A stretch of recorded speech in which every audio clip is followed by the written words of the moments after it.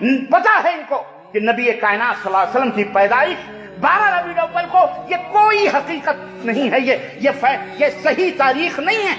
बाद लोग कहते हैं, बल्कि अक्सर मुअर्रिखीन और साहिल सीरत निगार यही कहते हैं नबी सल्लल्लाहु अलैहि वसल्लम 9 रबीउल अव्वल को पैदा हुए, बाद लोग कहते हैं 8 रबीउल अव्वल को पैदा हुए, बाद लोग कहते हैं अगले महीने में पैदा हुए। कोई मुतहक्किक कंफर्म बात नहीं है।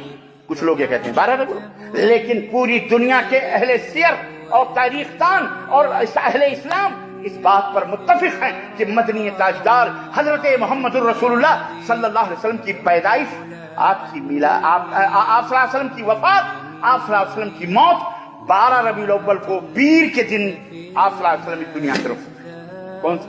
ये मुत्तफक गमों का दिन, अफसोस का दिन। सहाबे कराम दीवानों से हुए।